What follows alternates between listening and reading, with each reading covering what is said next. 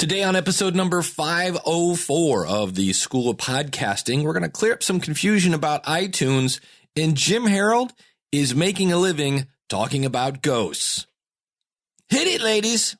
The School of Podcasting with Dave Jackson. Podcasting since 2005. I'm your professional podcast mentor, Dave Jackson, thanking you so much for tuning in. If you're new to the show, hey, can I give you a little tip? I got so much feedback on last week's show. Go back to schoolofpodcasting.com/503, where I was basically preaching the truth about podcasting and making a compelling podcast. Man, thanks to everybody who wrote in and said, man, you were on fire. And I want to give a special thanks to Daniel J. Lewis from the Audacity to Podcast, and the one and only John Lee Dumas, both featured, basically mentioned that episode in their newsletters. How cool is that? So check out Daniel at the Audacity to Podcast.com. Check out John Lee Dumas over at eofire.com. And what we do here on the show is I help you massage your message. I help you tackle that technology. I help you face your fears and flatten that learning curve and get you on the road to pain-free podcasting. And we're going to start off, everybody's been asking me, if you're new to the show, I started this week working for Libsyn. And Libsyn is a podcast media host, been around since 2004, and it was a lot of fun. It's giving me exactly what I thought it was, which is an insight into podcasting that I could not get anyplace else. So we're going to start off this morning with a little podcasting tutorial here. And first things first, there is this new way that you submit your show to iTunes. And that website is podcasts with an S, podcastsconnect.apple.com. And I'm just going to make this really short, sweet, get to it, get in, get out. You use this to submit your show to iTunes. And as of March 6th, 2016. That's about all you want to do here, because you can really shoot yourself in the foot. So the whole changing the feed thing, no. The whole the mirror, no. Submit your podcast there and then leave it alone. There is a refresh button, leave it alone. There are special circumstances when you might use that, but they're really, really special. And I'm just telling you, trust me, leave it alone. Because you don't want to go, oh, but I didn't. Oh, it does that. Oh, yeah, I see. Leave it alone. Submit your podcast there, and then that's it. You're done. So this is the other thing. I want to talk about iTunes, and it is somewhat confusing because here's the thing. You submit an iTunes-compatible RSS feed to the iTunes store, right, using podcastconnect.apple.com. And they then give you a link in iTunes. And in this aspect, iTunes is a little bit like a phone book. It's just a big old listing of tons and tons and tons of podcasts. So what I want to do here, because we have to talk a little geek speak here, is I want to use colors instead of feeds. All right, we're just to make things a little easier. So let's say your original iTunes compliant feed is blue. It's blue. And you go to iTunes, the store, and you say, hey, here's my blue feed. And they go, cool, we're going to list you in our big giant phone book. And they're like, great. And a couple days later, you get a thing that says, hey, here's your new link to our show. It's red. Right? So I got my blue original feed and I got my red iTunes link. So then you put a link to the red feed on your website. And when people click that, it goes to the big giant iTunes phone book. And there you are. Oh, I'm in iTunes. And it's awesome. Now, when somebody looks at that and they go, wow, I like your artwork. I like the name of your show. And you see the name Paranormal Podcast. You see his cool artwork. Cool. You see all the titles of his headlines of his episodes. You're like, oh man, I need me some more of this.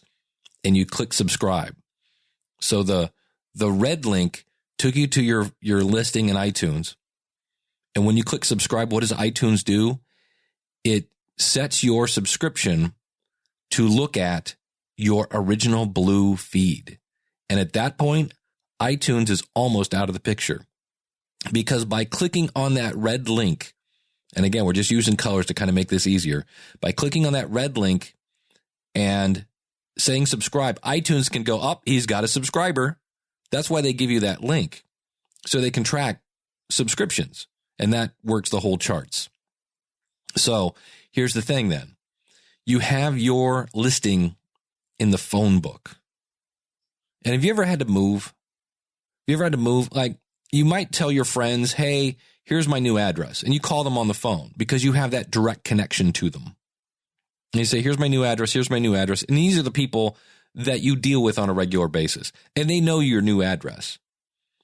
Now, you might not be updated in the phone book until next year, because that's how often they put out a new phone book. Well, with iTunes, they refresh your listing about every 24 hours-ish. Sometimes sooner, sometimes a lot longer. But here's the thing. Anybody that has subscribed to your show is looking at your original blue feed. So when you publish a new episode, even if it doesn't show up in iTunes, they're getting your episode. So here's my advice, and this is something that we all should be doing. I do. Subscribe to your own show. This way, when you're like, and you go to iTunes because you want to see where you're ranking at, even though I will tell you over and over and over, there's not a lot of value in that. Hey, look, I'm down 4 spots. Oh, my life is over. When you go there and you're like, hey, holy cow, I published this episode last night at 10 o'clock. It's 8 o'clock in the morning and it's not in iTunes. You go to your podcast app, whatever you're using, and if everything is working right, which 99% of the time it is, your show will be there, because iTunes, when you said subscribe, pointed that app right back at your original feed. Now, when iTunes refreshes and comes around and checks your podcast along with the other 249,000 that are probably active in their directory, that's why it takes a while, then it will show up. So just because your episode doesn't show up in the iTunes store does not mean that when people subscribe, they will get that latest episode. So stay calm, get off the ledge, check your own subscription in whatever app you're using. I use Overcast .fm, but I was previously using the podcast app. Could be things like that. So that's the little lesson I wanted to give today, because it's really easy to get confusing, because there's this feed and then that feed and then there's there I am in iTunes, but it's not showing up. Yeah, subscribe to your feed, because your subscribers will get it. Now, anybody that's checking out your show in iTunes won't. And what we're going to do is we're going to stop paying Apple, because it is free to list your show in iTunes. They have 200 plus thousand podcasts to update. So it's going to take a little while, and that's okay. So that is my little lesson for today. And the reason I brought that up is because last week, Apple had a little bit of a problem. And there's probably going to be a few more problems coming down the pike, because they just launched this Podcasts Connect.Apple thing. And there are going to be a lot of people that don't listen to this show that will shoot themselves in the foot. And they've also updated their specs. If you want to be featured, key point, you need to have artwork now that's 3,000 by 3,000 pixels and less than 500 kilobytes. And typically it's JPEG file. So if you're like me and you have the 1400 by 1400, that will still work fine. But eventually we're going to have to update that. So with that, I think iTunes is refreshing everyone's feed and they're looking at that image. And so if your image is not at least 1400 by 1400, my guess is it's going to disappear. Not your show, the artwork. So if your artwork is not at least 1400 by 1400, I would update it to 3000 by 3000 pixels and go to town on that. This podcast is part of the Power of Podcasting Network. Find it at powerofpodcasting.com. Changing the world, one download at a time. But what we really want to talk about today, and if you haven't figured this out, I like to do shows where it's just me talking to you. I really do like that. I had fun this weekend I was at WordCamp Dayton, and I got to hang out with the one and only Steve Stewart from stevestewart.me. Got to hang out with Daniel J. Lewis from the Audacity to Podcast. Got to catch up with Ray Gooch. Yeah, Ray, the one and only. You can find Ray over at jobsearchthatworks.com. And Dustin Hartzler from Your Website Engineer, and met a whole bunch of new people. And again, it was weird because it wasn't a podcasting thing. In reality, the reason I went there is I want to hang out with Daniel and Steve and Dustin, and I knew a bunch of people were going, and it was a great time. Oh, and I forgot, how I could forget. Stargate Pioneer, got to hang out with him, and he bought me breakfast. How cool was that? So can't forget the guy that bought you eggs. Holy cow. And that's why I hate naming names. And I'm also, last week I was loopy on Dramamine. This week I'm loopy on a lack of sleep. So it was a lot of fun doing that. And I'll probably talk more about that. But I want to get to Jim. And so I am occasionally going to be interviewing people who are straight up making a living, not $1 million, but they are making a living. They've quit their day job, because I think a lot of us want to quit our day job and do podcasting full time. And that's cool. But it's not happening a lot. So the few people that are able to do this, I want to talk to. I'm going to have Danny Pena on the show, who is phenomenal. You want to talk about knowledge bombs. Holy moly. This guy did it all without iTunes. Yeah, that's the beautiful thing. That's what I love to hear. People that are just working it. So Jim is a guy that has been working it. And you'll hear in this episode, we're going to talk about things like the fact that Jim just likes paranormal stuff. That's what he grew up reading. He got his first sponsor after 6 months, but it took him years, not weeks, not months, years before he was able to actually leave the day job. And a lot of great insights here. The other thing I want to point out, originally I was going to air this episode last week. So you'll hear me at the end of the interview say, everybody, I'm talking about go to schoolofpodcasting.com/503. Well, I pushed this back an episode and it's 504. So when I say 503, you say 504 in your head. So without further ado, the other thing I got to mention here is this was recorded in a McDonald's. You'll hear me say that. And we are using a Zoom H5 with two Audio-Technica 2005/2100 microphones plugged in. And so there was a little ambiance here with the McDonald's in the background. But the good news is this is where dynamic mics don't pick up as much background noise. And I could have spent another hour on this, putting in noise gates. I could have ran it through Auphonic. All I did was, number one, I made sure we had good levels when we recorded it. We were both fairly close to the microphone, so I didn't have to turn up the microphones a ton. And I was listening to it, and I just went and combined them, the two stereo tracks, to one mono track. And I was listening to it through my computer speakers. And I'm sure if you're listening in headphones, you're like, oh, I hear the McDonald's stuff in the background. And I just went, I'm pretty sure if you're listening to this in the car, it's going to be okay. And it adds a little ambiance. So that's how we did this recording. And again, I'm not an audio snob. I could have run this through Auphonic. Maybe I'll do that next week. We'll play a little how we could have done this and does it make a difference. That'll definitely be something we talk about. But right now, I really am going to shut up and get to my interview with Jim Harold from the Paranormal Podcast. You can find him at jimharold.com. Live from McDonald's. Yeah, we're high class. That's it. And so if you hear a little Bon Jovi in the background or whatever's coming across the speaker, we're going to leave that in there. I said last week, I stumbled across Jim Harold and said, I got to do a deep dive with this guy because I'm bringing him here because he is making a living. Now, he'll be the first to tell you he doesn't have a yacht or things like that, but he's replaced his former income with his podcast. So I'm here to find out how you do that. So Jim, thanks so much for coming on the show. Oh, it's good to be here. It's a pleasure to be here. I've listened to you on and off for several years. We live in the same area, so it's kind of weird we've not run into each other, but I'm kind of in my bunker editing my podcast. So I only come up for air occasionally. That's it. That's me. I'm in my office. I rarely see the living room, let alone. Right, exactly. Awesome. Well, first things first, tell us about your podcast. Well, my podcasts are on the paranormal. Okay. And for those of you who watch the shows on TV, that doesn't mean I run around with an infrared camera and say, "Ooh, did you hear that?"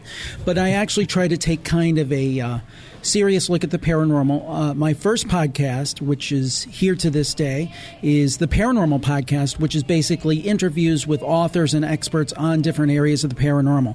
Somebody called it, if people remember Art Bell, they called it NPR meets Art Bell. And I love that discussion, that description. And so that's my main show. And then in 2009, I started another show, which is actually in some ways outstripped the first show, called Jim Harold's Campfire, True Ghost Stories. Now, where on the main show, we talk about everything from Bigfoot, because some people think that's paranormal. I don't. I'm kind of skeptical on Bigfoot, but or UFOs or ghosts, a whole range. On this show, we mainly talk about ghost stories, although we get into premonitions and things. And this is where folks call in and share their true stories of strange things that happen to them. And I love that show because I love when I get a caller that says, I don't really believe in this stuff. I'm not really into this stuff, but this particular thing happened to me and I can't explain it for the life of me. So that's the idea of that show. Just regular people saying when they've run across the supernatural in their everyday lives. When you say it's a true ghost story, there's no way to Well, I know. I don't go and launch an investigation. I do ask that people be sincere in what they say, and they are saying these things happen to them. And the vast majority of people that I talk to, I believe, are very sincere in thinking that something happened to them. Now, someone asked me, do you believe in all of this stuff? I do believe in the paranormal. I do believe there are things outside this realm we don't understand. I mean, if you believe in any of the major religions, you believe in the supernatural. Right. Now, do I believe each and every claim? No. And in some ways, it's funny because doing these shows for almost 11 years now, which sounds really strange to say, I've become more skeptical about any specific claim, but more convinced that there is something going on. I've just heard too much from too many different people, doctors, lawyers, people of all walks of life, ditch diggers. That doesn't mean that their stories aren't any less valid. So I really do believe there's something going on. Do I have the answers? No. Is it a lot of fun and interesting and thought-provoking to ask the questions? Yes. Yeah, I'm going to say that's got to be the fun part. And let's go back just a little bit. Why did you get into podcasting? Okay, so I'm in my mid-40s, and I had gone to school for broadcasting, and I was a great broadcasting student. It looked like I was all set to go out and have a career behind the mic. I won the awards, did all the student productions and everything, and then I got a job here in the Cleveland area with a local radio station. Now, what we used to be told, and this is pre-internet, is that you get a job at any station you can that has call letters if it's sweeping the floor, because then I became a sales assistant because I thought, well, I'll get in this way and then I'll weasel my way in and, get on air and all of that. Well, that was the wrong thing to do. If I wanted to be on air, I should have gone to a small market and worked my way up. That's the way you used to have to do it before the internet. So anyway, let's fast forward to about 12 years later. I'm in my mid-30s. I've got a mortgage. I've got a wife. I've got 2 kids. I'm a salesperson for a local radio station. And in the business, but in the business side of the business, which was not at all what I had jumped. And then I have always loved talk radio. So one day I Googled Leo Laporte, because I remember watching him way back from ZDTV and Tech TV. And, you can stream, this is 2005, you can stream his show from KFI. And then I streamed the show and listened to it. He started talking about this thing called podcast. I guess some kid had called up to his show and said, you ought to put this on a podcast. So he did, which changed his life. And hearing him changed my life. I started to listen to him, and then Adam Curry. Adam Curry's doing podcasting, Daily Source Code. Oh, Adam Curry and Dave Weiner, as you recently pointed out, invented podcasting. So I started listening to those guys, and I'm like, man, I can never do what they do. They're so pro. They're so great. And then I listened to some of the other podcasts out there that were done like at people's basement with a Plantronics headset. And I'm like, but I could do that. And I started... with a Plantronics, literally a Plantronics USB headset. There you go. Don't do that today. I don't recommend that today necessarily. There's a lot better options like the mics we're using today, actually, but that are inexpensive and very accessible. But that time, that was kind of, that was the start. And dabbled for 3 years. Put a show out, wouldn't put a show out, got a management job, so I really didn't put a show out for a long time. And then 2008 came. And I remember when this happened exactly. I had my classic iPod on. I was listening to Dan Carlin, who is a genius. Right. And I was and this might make me a bad dad, but I was at my youngest daughter's T-ball game listening to Dan Carlin, multitasking. Exactly. So anyway, I said, and I heard, this program's brought to you by Audible. And it's like, well, you know what? And by that time, I'd switched jobs again.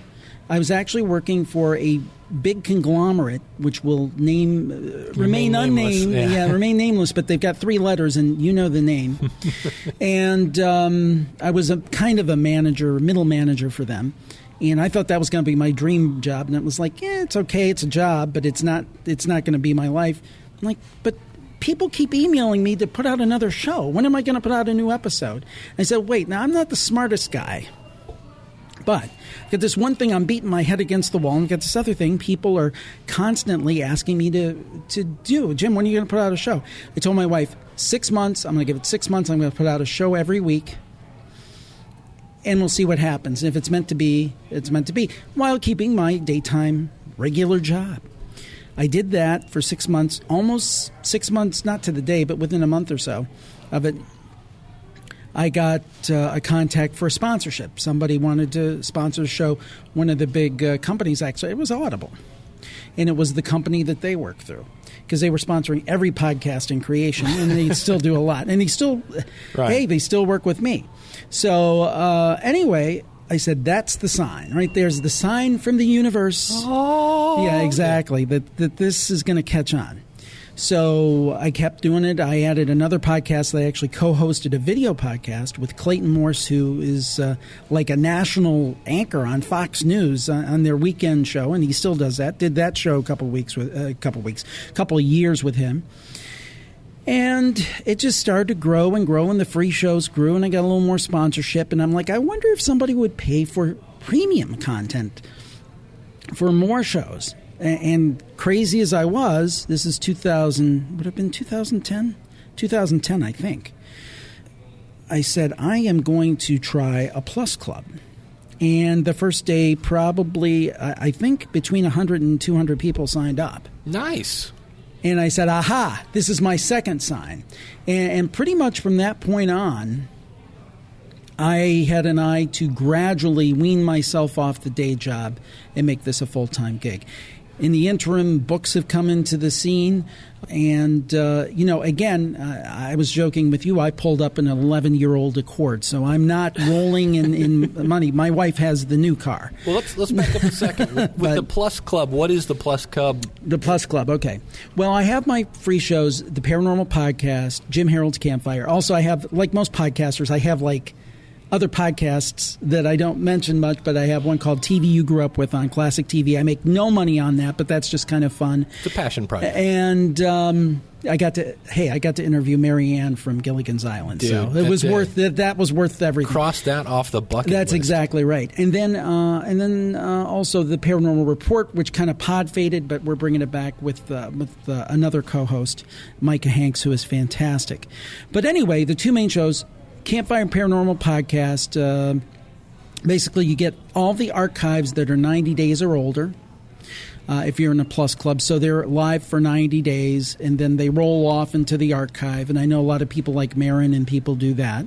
And then I have a whole other series of podcasts that I produce that have never been on the free side. I have one specifically on ghosts called Ghost Insight, one on UFOs called UFO Encounters, one called Conspiracy Corner, where I have a virtual assistant, and we call it the JFK Show, because it seems like every other show's on the latest JFK K-plot. Then we have the crime scene, where I talk to people and authors about true crime, which is kind of related, but it's like a Venn diagram. It's kind of intersecting there. And that seems and Ancient Mysteries on the Air, which is the newest addition to the Plus Club. And I also hire speakers to give basically webinars on these topics, the talks that they would give out at different conferences. So it's a lot of content. Yeah, I mean, there's over in the Plus Club right now, there's over 1,100 shows. Wow. And there's probably about 30 hours of webinar content. And that may be actually underestimating that piece of it. When people hear about my shows, which, by the way, are available at jimharold.com and wherever fine podcasts are heard, I don't even want you to go over to the paid site. If you're interested in the paranormal, just go over to the free site. Listen to all the stuff over there. There's hours of content for free. And then if you become a super fan and say, boy, I'd like to hear all those shows going back to 2005, then we can talk about the Plus Club over at jimharold.net. And that costs how much? $7.95 a month or $79.50 a year. And then periodically I'll have different specials. So if I sign up for $7.95, do I get everything, or is it like here's... No, you get everything. Wow, okay. Yeah, I mean, I know there's different people who feel that you should drip the content. Yeah. And the other thing is that people say, well, they'll sign up for a month and they'll download everything. And I'm sure that has happened. But I think most people are honorable, and they'll try to... Particularly, I look at what we do a lot like NPR, is if they like you enough and they realize you're not driving two Escalades. I'm not even driving one Escalade. But if they realize that you're a working person, you're doing the best you can, and this is not only a business, but it's also your passion, you're hoping that most people will support you, and I think most people do. Yeah, that's the same. That's the way I feel. I was going to drip the School of Podcasting, and I went, you know what? Let's just keep it simple. And if somebody wants to come in and spend a weekend and take everything I got and run. At least they paid something. Yeah, they didn't get off a torrent site. Exactly. All right, so you started the books, and let's talk about your first book. Well, the first book was traditionally published, and actually I'm glad that I did that because I can say I'm a traditionally published author. But honestly, I don't think they marketed it the right way. It was cool to walk in Barnes & Noble and see my book, Jim Harold's Campfire, sitting there alongside the other popular authors and so forth. But other than kind of that ego boost and kind of the credit, financially it wasn't that good of a deal. So I had a 2-year non-compete, and I couldn't write another book in that area for 2 years. So like 2 years and 1 day later, I released book 2, which did very, very well. I mean, and we're not talking Stephen King numbers here, but we're talking number 1 in its category on the Kindle, the supernatural category. Nice. So then the next year I came out with 3. The next year I came out with 4. Ended up buying back the rights to number 1, which made me more money in 2 months, me having the rights, than it did like the whole time that it had been traditionally published. So for me, traditional publishing, it's great for some people. For me, self-publishing has been much like podcasting. It's been a real boon. So before you bought the rights back, you come out with book number 2, right? Mm-hmm. Shoots up the charts. Yeah. Is it like mind-boggling different in terms of money compared? I don't want to get in your wallet, but is it like... No. Well, I mean, it's substantial. Let's put it that way. I mean, it's substantial. There's a reason why you came out with a self-published on the 3rd. Yeah, and the 4th, and now I'm working on the 5th. Yeah. And the thing is that this is an example, and Dave, I think you know it better than anybody. I've been listening to you for quite a while. Podcasting can open doors for you that you can't imagine. Next month I'll be flying out to do a TV show with George Norrie of Coast to Coast AM, which is the biggest nighttime radio show in the United States. And I've been on that show 4 times. That would have never happened without podcasting. I would have never written these books without podcasting. I'd never be able to quit my day job without podcasting. So podcasting to me has just been... it's become my professional life. I don't want to say it's my life because loved ones and my wife and kids are more important than podcasting. But other than that, I mean, it's really just kind of made my career for me. And I only see it growing. I only see all this growing. I was telling you earlier, I think I grow at about 10% a year. Nice. I don't think that, if I went on Shark Tank, they would you don't have a business, you have a hobby. So I don't want to give people the wrong idea. But I think if you're looking to, be a middle-class person and make an income, it is doable. I don't know that it's doable for everybody, but it's doable for a lot of people. And I was lucky I got in early. One thing I was very fortunate about, when I was going to name the first show, I'm like, well, and remember Podcast Alley? I don't know if that even exists anymore. It does. Anyway, there's nothing on it. But I remember going on there looking for paranormal podcasts. I'm like, oh my God, there's 20 of them. How am I ever going to do this? Now there's probably 20,000. But I remember, what am I going to call this? Now it's paranormal, and it's a podcast. It's the paranormal, it's a podcast. Now, I'm not the brightest guy in the world, the sharpest knife in the drawer, but I'm like, what about paranormal podcast? Somebody's got that. Somebody's got to have that. And I looked, and I'm like, nobody had it. And I said, bingo. I think in some ways that was one of my luckiest breaks, because everybody out there, Google paranormal podcast and guess who comes up number 1 and 2. So I think that was actually a very lucky break, and that was something that was luck because I got in early. What would be an inside baseball kind of term for that?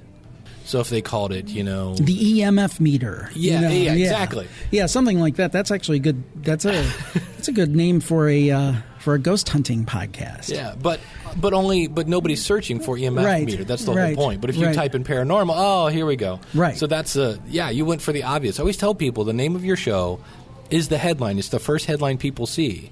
And so when you try to get cute or I did that. I have a show called, I think I mentioned it, TV You Grew Up With. It's a really good show. I've interviewed Dawn Wells from Gilligan's Island, Linda Gray from Dallas, Judy Norton-Taylor from The Walton. She played Mary Ellen. Had a huge crush on her when I was a kid, so I was like, the whole time I was talking to her. Mary Ellen, yes. Yeah. Beautiful woman. But hot one, yes. A beautiful woman. I'm a gentleman. Don Most, Ralph Malph from Happy Days. There you go. Great show. I don't mean to blow my horn, but it's a really good show. You have a new subscriber when the show is done. But I called it TV You Grew Up With, which I don't think is a good name. I should have just called it Classic TV Talk or something like that. I should have made it because I think that's held that show back. Now, I've only produced in the last year maybe 20 episodes. That's also holding it back. Folks, be consistent with your production because it's kind of a passion project, and I've not even tried to monetize it yet. Right. But the point is that I'm moving along with that, and eventually I do want to grow that audience, monetize it. But that's a case where if I could take it back, and I guess I could, I rename that show to something a little more hit you over the head, Right.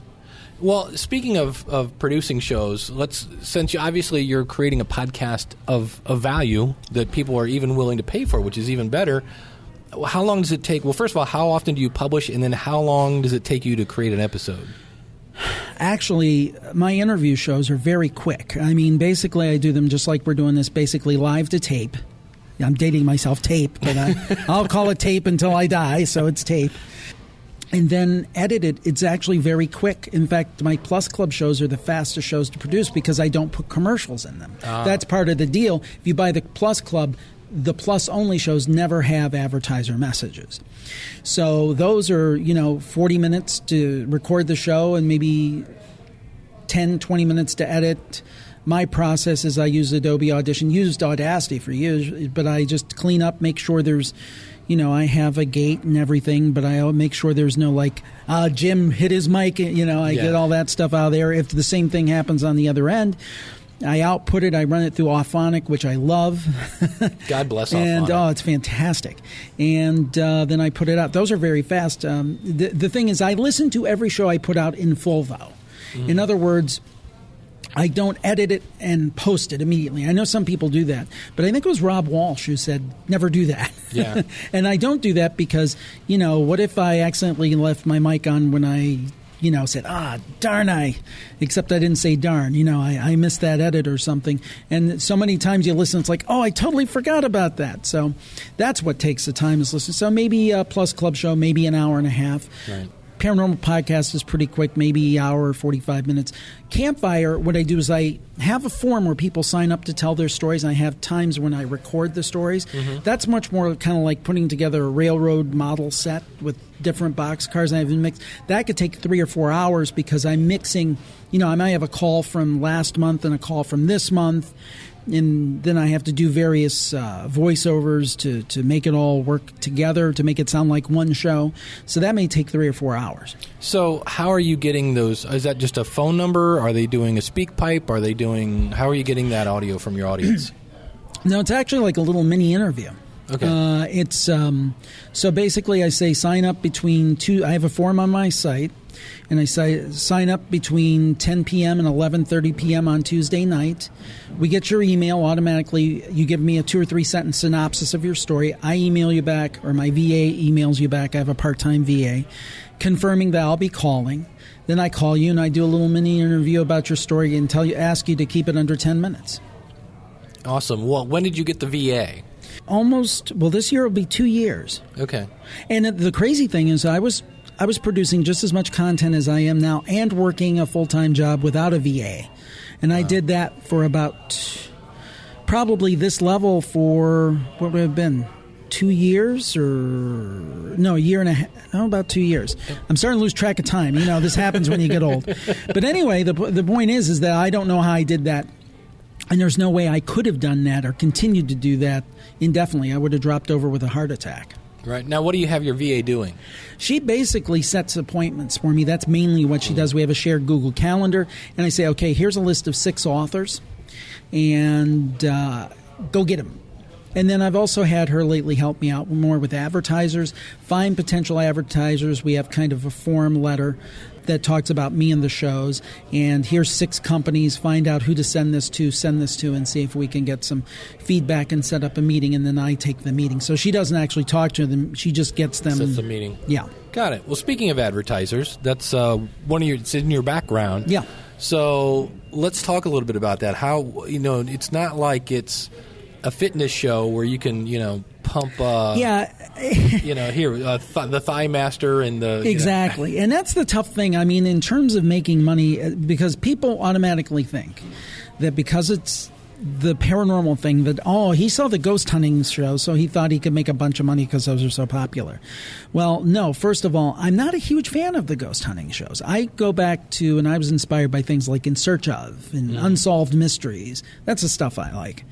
Nothing against the ghost hunters. I have them on the show. I just had one of the main guys on the show last week. But it's not my thing. So, but the thing is really, if you're looking to make a podcast, to make money, what you need to do is find a market where there's a natural tie-in, just like you talked about, the health fitness thing. You do a fitness show and then you sell Thigh Masters or whatever it might be. I didn't think about it that way when I did this. When I started this show, I thought about, I love to broadcast, and I want to express my heart by being in front of the mic. And then secondly, I want to do it on something that really interests me and has always interested me. And as a kid growing up, when I went to the library bookstore, one of the first sections I went to was the paranormal thing. Loved paranormal talk radio. People like Art Bell, people like George Norrie, but I didn't really see anything of that quality in the podcast space. And I thought, well, maybe that's something I can do. So I've kind of gone for more general advertisers. I have Audible, I have Casper, I have a company called Scott Evest, does some things with me. They have a fantastic product, by the way. And I've gone out and I've gotten some directly. Okay. And others I have worked through the different companies out there that place advertising. You know the names. And so, that's actually an area I feel, ironically, having had a career in radio sales and advertising is an area. Last year I made a big improvement, and it's something I want to improve even more so this year and have a better fill rate on my shows. It's interesting when you podcast for business, for a living, you've got to kind of have a split brain.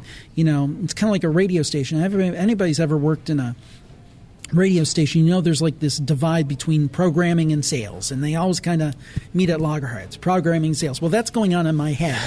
I've got programming on one side and sales on the other. But really, the program, I'm probably, even though I come from a sales background, probably my brain's about 75% programming, 25% sales. I've probably not been nearly as good a business person with this as I could have been if business were my real focus. But I know I have to do it, and I am determined to grow this over time. And And basically my goal is if somebody thinks about podcasts and the paranormal, I'm the first person that comes to mind.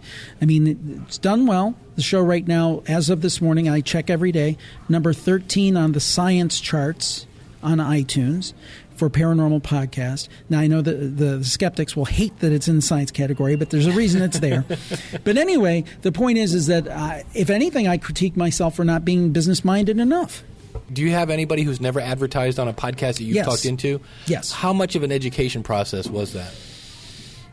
I think that they have to understand. I'm a firm believer, and I don't know if it's you or Rob Walsh or people that I've heard kind of critique this, but I explain a podcast, but I still, especially in the past, not so much now, it's getting much better now, but you had to almost say on-demand radio. Right. It's like a DVR, and you can listen to it anytime you want. Oh, I get it. That's really starting to fall by the wayside. I think that's the opportunity we have here, is now we don't necessarily have to explain what it is to most people. And particularly, we live in Cleveland. I mean, I love Cleveland, but it's not the most tech-savvy area in the country. And, you pull your hair out, your podcast, you whatcast. And then about a year ago, I had to go to the doctor for some minor blood test or something. I was talking to the technician. And she said, well, what do you do? And I told her, and I said, well, let me explain podcasts. She's like, and this was a middle-aged woman. This was not a really young woman. She's like, no, I know what they are. And I'm finding that more and more. I feel that I want to explain it to people, and people are like, oh, I know what that is. So I think that it's only going to get better. I think that you do have to educate people, and it's a different way of thinking. And we haven't even talked about this, but I happened to be listening to the feed from Libsyn yesterday. Mm-hmm. Congratulations, by the way. Thank you. And I thought you guys hit so much on the head. I think the education process is for people to, in relation to advertising, is to understand that a podcast ad does not equal a radio ad. Mm. In other words, when I think of radio ads, I think of very prepackaged, 30 to 60 second, usually pre-produced, usually not a live read, usually agency produced, so it sounds very staged. I think the best podcast ads and the ones that work are where the people, the host, who already has a relation, they might not have a cumulative audience of 300,000 or 400,000 people, but they might have 1,000 or 5,000 who really feel as they know them. I mean, today I walked in. I've never met you in person, but I feel I know you because I've listened to you for many years on your program. So it's a different relationship than with most radio hosts. Right. So it's a different kind of ad, and I think it's a much more effective ad. You don't need to have 300,000 people listening. It could be, if it's well targeted, it can be very effective with just a few thousand people. So it's a much more powerful ad, and that's why, to your point on the Feed podcast that I just listened to, those higher CPMs or cost per thousand are justified because you're getting a higher quality relationship and a better endorsement. But I also think there's a difference as well. Most radio stations, not all of them, but most will take ads for almost anything. If Satan wanted to come on and say we're signing up people down here, they would take it. I think podcasters have to be much more choosy on who they decide to associate themselves with. Mm-hmm. And I don't think if they think a product is substandard, they should not endorse it because they may be penny wise and pound foolish in that they endorse it today, they make a few bucks, then people find out it's a scam or it's not a good deal. Have you turned down any sponsors? Yes. Some guy wanted to do this supplement kind of thing. And I'll send you a few $1,000s and blah, blah, blah. And this is something that radio people had done. You would hear radio spots on the air. And just like, no. I don't want to be the reason that Aunt Millie doesn't take her medicine, and something happens. And it's funny, but it's not funny because I really do value my audience. I feel that I would, and I'm kind of weird like this, but I would feel personally responsible if I endorse something and somebody didn't take their medication or something like that. I would really feel badly about that. And I don't want to align myself with things that are disreputable or not, in my opinion, good. Sure. And maybe that's why I don't have more sponsors. VitaGuard Lax Slim, whatever it would be. Exactly. Yeah. Well, over the years, what have you been doing to, like, how have you been growing your audience? You said it's been going up about 10% a year. Yeah. Anything in particular you're doing to... Well, I can tell you one thing that I'm going to tell you the thing right now, which really is getting my interest. I have been active on social media for, almost a decade. I remember teaching a class here at one of the local colleges in 2008 and telling them about Twitter, and they all kind of looked at me like, what is this guy talking about? So I have a long relationship with social media, and I've been moderately successful, but not hugely. I mean, I have like 13,000 followers on Twitter. It's not a massive audience or anything like that, and probably 20,000. I have so many pages on Facebook. So it's not a huge audience. It's a decent audience, but not huge. But groups, I highly recommend Facebook groups. I started one in October, and again, this is not Ashton Kutcher numbers, but I think we have almost 5,000 members now. And it's an active community. It's on the campfire theme. And the thing is that I think with Facebook playing so many games with the algorithm, I think the groups, until they change that too, are an excellent way to get a community and grow a community, and that's what I've been focusing on. And I just feel a bubbling up. And this is a place where people are sharing their ghost stories. It's actually, and you can join it. It's called Jim Harold's Virtual Campfire, and it's free. And people are actually writing out their stories and sharing them on the page. And it's a great way to kind of get people in, because somebody might say, hey, you ought to go over to this Facebook page, join this group. There's a lot of great stories to read. And they start reading the stories, and I keep popping up with my latest podcast, and they might say, you mean I can listen to these with my smartphone? So that's one of the things. It's just grown very organically. I played around with Facebook ads, didn't have a lot of success. I'm still playing around for my self-publishing efforts, but it's all been very organic. It's not been... this particular plan or that particular plan. I do regularly ask my audience to spread the word. Lately, I've taken to this. I've said, if your friend has a smartphone and with their permission, particularly an iPhone, say, can I see that? Show them the podcast app, show them my show, and say, hey, let me subscribe you for free with their permission. I mean, that because people are walking around with perfect podcast receivers in their pocket and they don't realize They don't know it. So, and hopefully, I mean, I don't know, I don't have an Android, but I know Google Play is doing their things. My shows are submitted to that, so I'm hopeful that we'll be able to say that to Android users too, because so now there's some great apps, but it's so bifurcated and so scattered. Having one central place for podcasts on Android will be really great as well.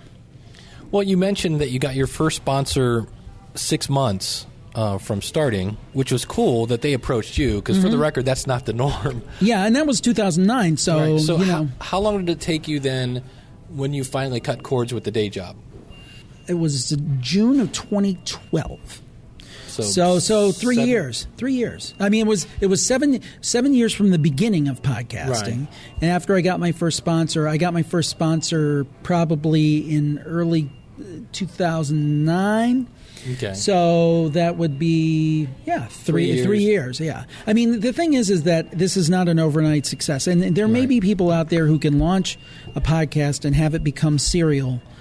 And I'm not talking Cheerios, but become serial in 6 months. I'm not that person. I had to grow it, low and slow, that's the tempo. That's. Well, what have you tried over the years that didn't work? Anything?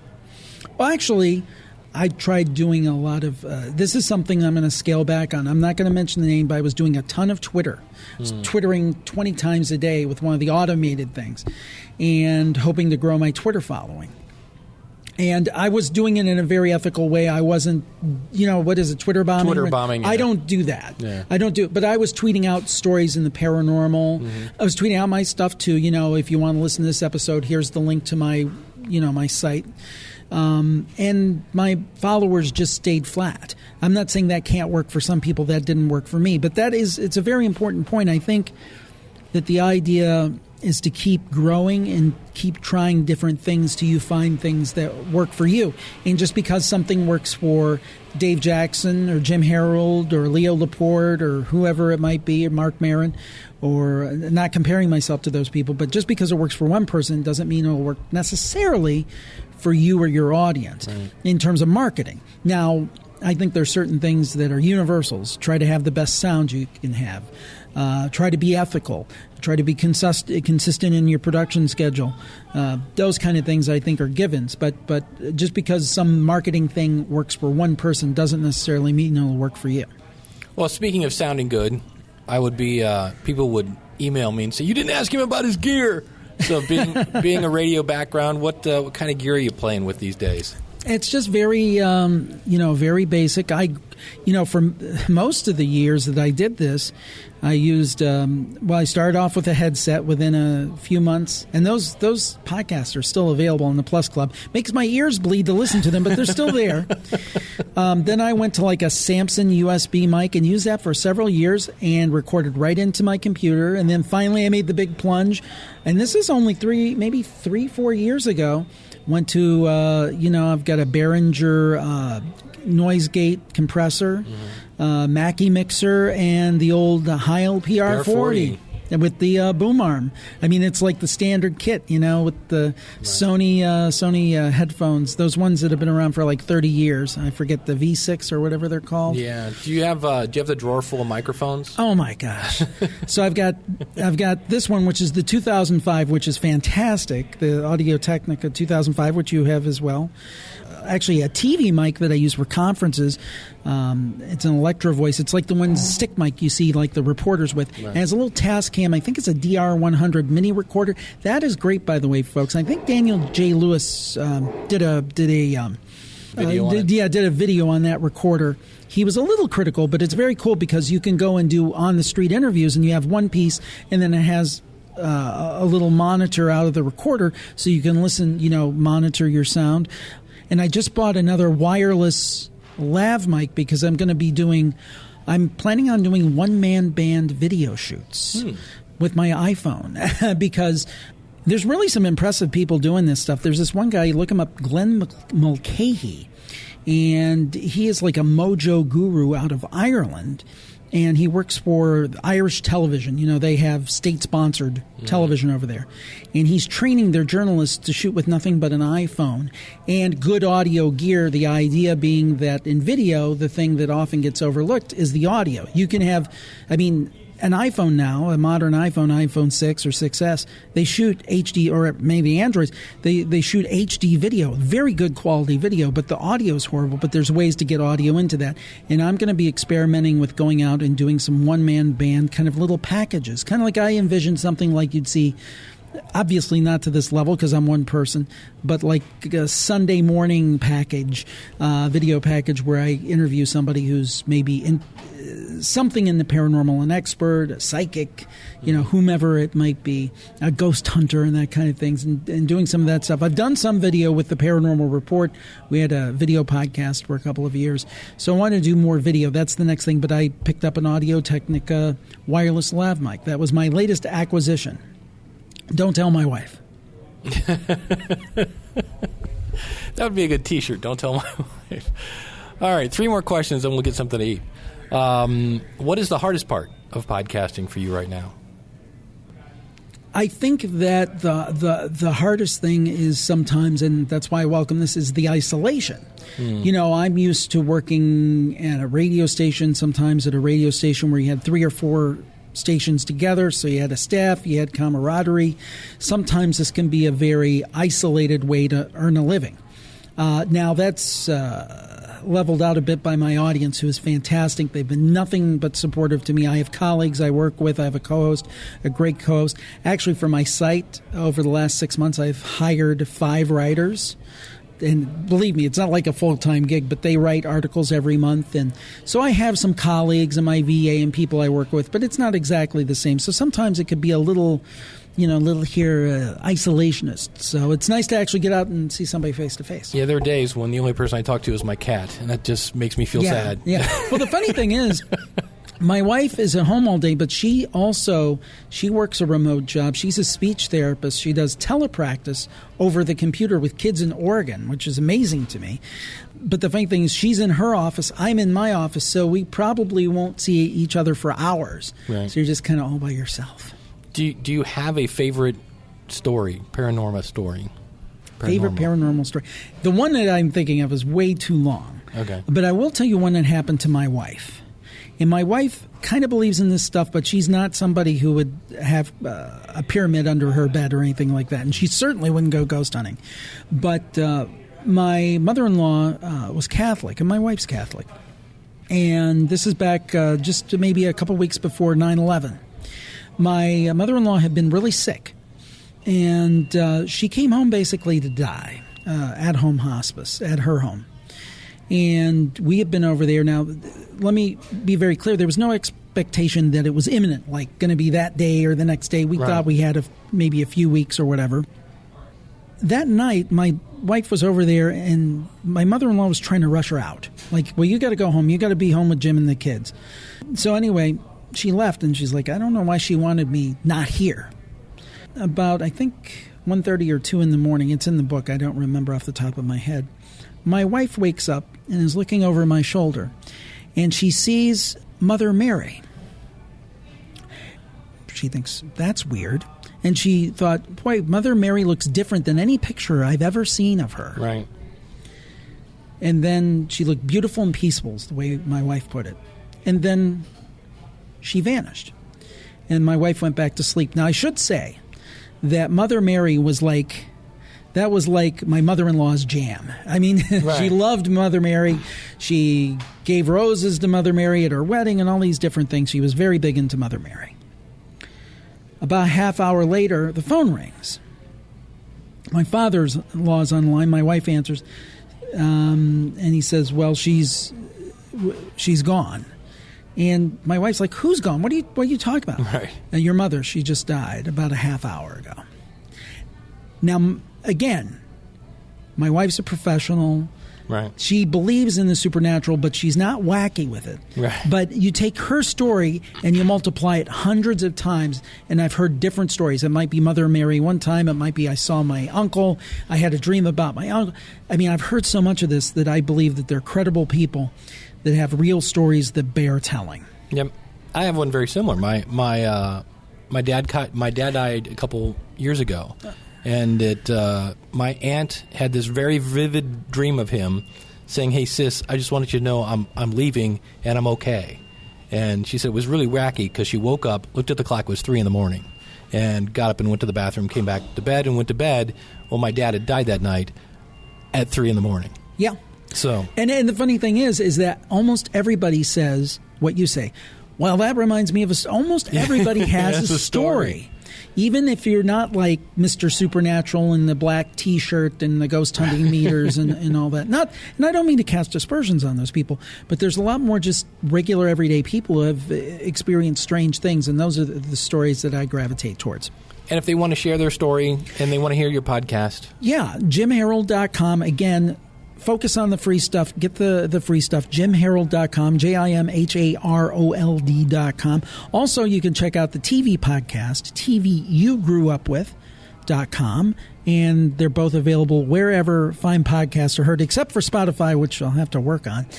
I hope that you enjoy it. And if you want to sign up, there's a spot right there at my site at JimHarold.com. It says Camp Sign Up. It's JimHarold.com/campfire. So I hope you guys will check it out. Cool. And we'll have links to all this out in the show notes at schoolofpodcasting.com/503, along with all of Jim's books and all that other good stuff. So, Jim, thank you so much, my friend. Well, thank you. I appreciate it. I'm so glad we were able to connect after all of this time. I applaud you for everything you've done for the podcasting community and many tips I've taken advantage of. So I really appreciate it. You do a lot for the community, and continued success, and congrats on Libsyn. Thank you, my friend. That's as you listen to this now, I'm starting. I'm actually in Pittsburgh as we speak. Wow. Yes. You're talented. You're in 2 places at once. All right. Jim, very nice guy. And if you listen to his podcast, it's good. Like, I listened to an episode, and what he does is he does a really good job of, again, why I hope I did this today. I explained why he's on the show. He's making a living with his podcast. That's why we wanted to hear what Jim was saying today. And Jim did the same thing. I was listening to an episode, and there's this guy who's all involved in this Phoenix thing. And then they listed his credits, and they went on forever. So it was all like, here's why this guy's on the show, and this is what we're going to talk about. He did that right up front. This is what we're going to talk about today. Here's the guy that's coming on. Here's why he's here. Awesome. Really good stuff. And again, I don't think he's doing it in a very professional way. And by that, I don't mean that he talks like this. He just takes it seriously. It's not 3 guys talking about ghosts, dude. No. One last thing as we head out the door here. You're probably thinking, Dave, I thought you said last week the School of Podcasting would be open. Really long story short, the company I use to manage the back end of it started a manual review process. So I flipped the switch on Saturday, and it's probably going to take a day or two for them to look at it, I guess, to make sure that it works. And then it's open. So this is kind of like in the past, I've said, always make sure you're in iTunes, people can get to you, you're live, and then launch your big launch date, if that's what you're going to do. Yeah, apparently that applies to JVZoo, which is the company that I use as well. Don't say you'll be live on Saturday if you're not already live. So that was a little learning lesson. But we do have a lot of really great content coming up in the future. I'll be interviewing Danny Pena, Hall of Fame podcaster, another person that's making a living from his podcast. We have a really cool Because of My Podcast story. We've got Last 5 and 5s. And of course, anything you would like to talk about, go out to schoolofpodcasting.com/contact to find out when the School of Podcasting opens. Best thing to do, go to schoolofpodcasting.com/newsletter. And I will see you next week with another episode of the School of Podcasting's morning announcements. Take care. Until next week, class is dismissed. God bless. Stay tuned for Bernie. If you like what you hear, then go tell somebody. If you like what you hear, then go tell somebody. All right, let's see if Bernie missed me. Hi, buddy. Did you miss me?